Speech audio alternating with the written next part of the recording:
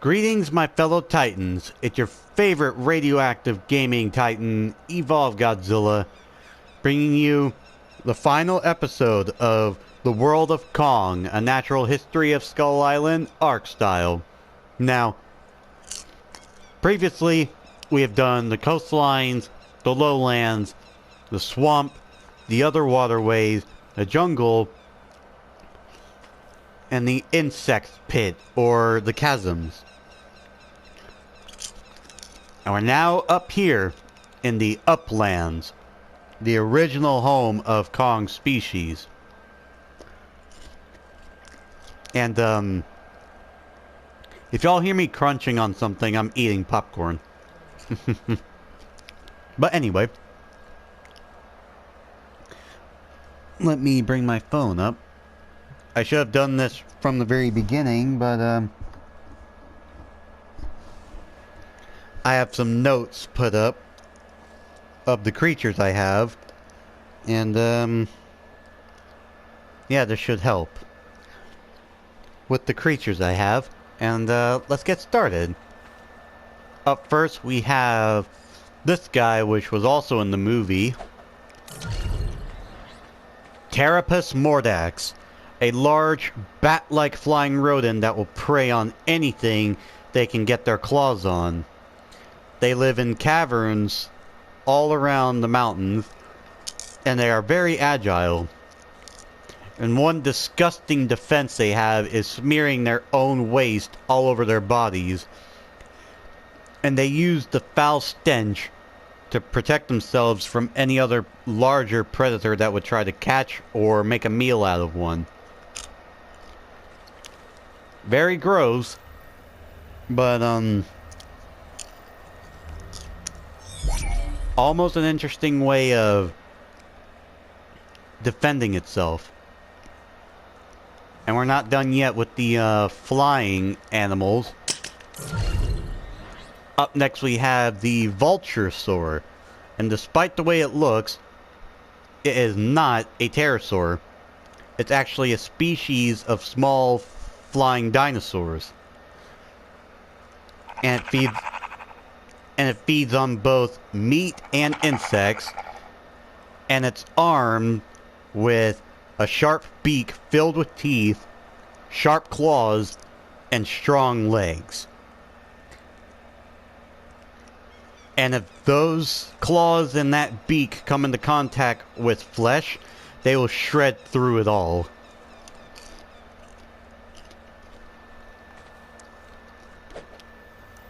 And this is one of the prey items that, Deplector likes to feed on. That if they get too close to their, crevices. Now, up next is the last Flizzard we have. That is Draco Micros. A horned Flizzard that, dwells in the mountains.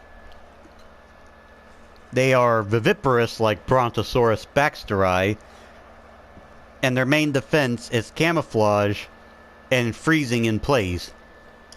But if a predator sees one, they will spring their wings out to startle their attackers, and it'll last long enough for them to make a head start into a burrow and get away from their attackers.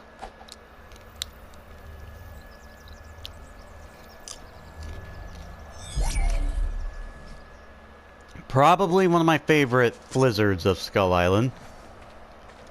Up next we have Malevolsaurus, a descendant to the Dimetrodon that dwells here in the mountains.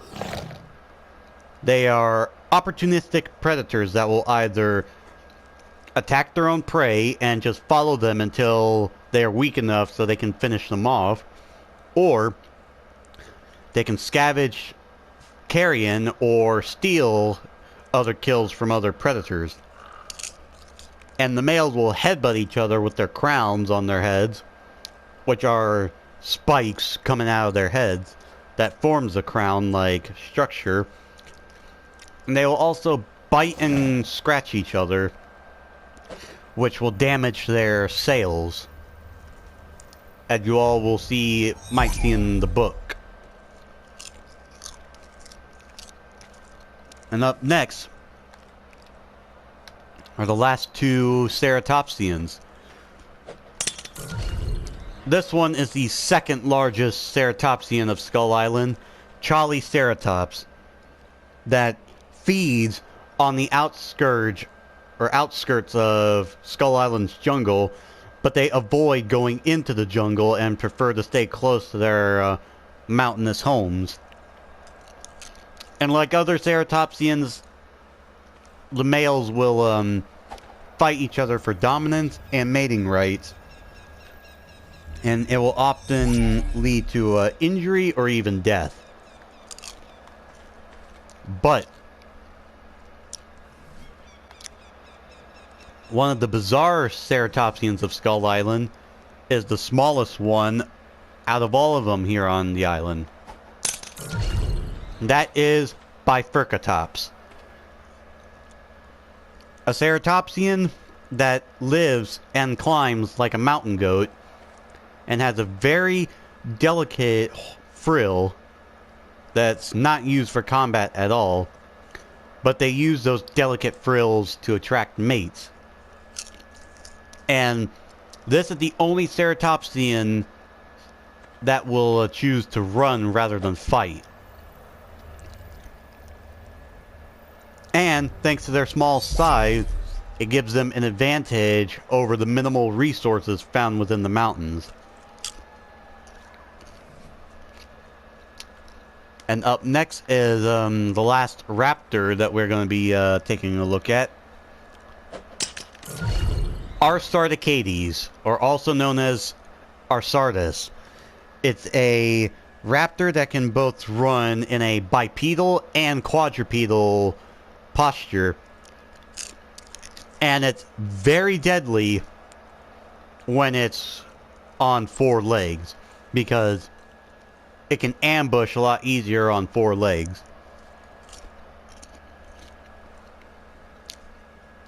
And they are rather fast on four legs too. And their method of killing is literally like a lion or any kind of feline. Pin their prey down and use a lethal bite to the throat to finish it off. Probably the second deadliest raptor, only being beaten by their larger cousins, the Venatosaurus.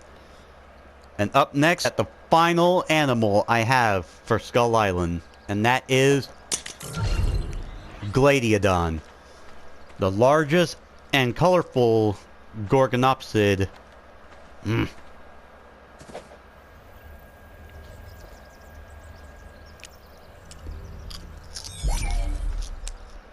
And we're now going to take a look at the last animal I have for Skull Island, and that is Gladiodon, the largest and colorful species of gorgonopsid that dwells in the mountains. And their method of killing is literally using those large fangs to inflict lethal wounds into the prey and literally stalk them until they die of blood loss, or finish them off when they're weak if they're still alive. And you all obviously see this is a Smilodon, but in the book they have large sail-like spines that will be used for mating or intimidation. A bizarre gorgonopsid overall.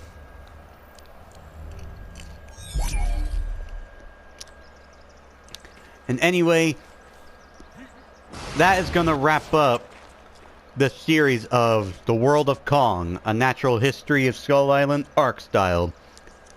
And as you all can see, Skull Island had a huge plethora of jaw-dropping and awe-inspiring animals. Some bizarre creatures that were produced by evolution and survived for millions of years until Skull Island sank beneath the waves in the modern day.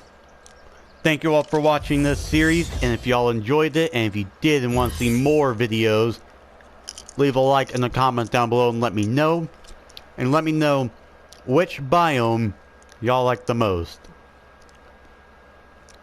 I like all of them because they all have bizarre animals that are suited for those specific environments. And as always, this is your favorite radioactive gaming titan, Evolved Godzilla. I am out, and peace.